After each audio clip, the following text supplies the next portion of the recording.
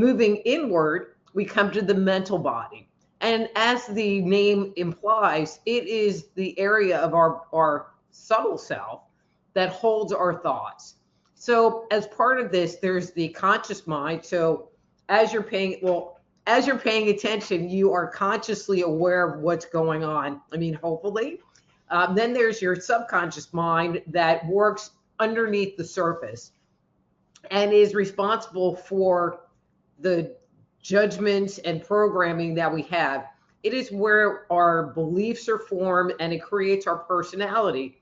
So if something happens and we will have a thought about it. And that thought can activate the bodies moving downstream till we have a physical reaction. We'll get more into that process.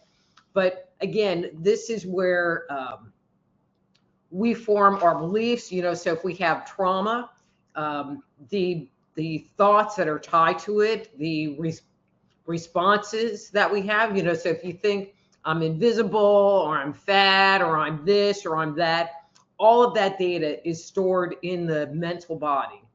And it forms the basis of our reactions, because if something didn't bother us, and if something wasn't programmed into us that was negative, usually it's negative. It could be positive, because you can have a positive reaction to a situation, but most people don't latch onto those. They just latch onto the negative ones.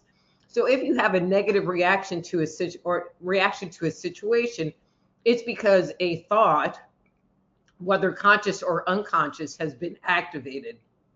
And again, this sits in our mental body.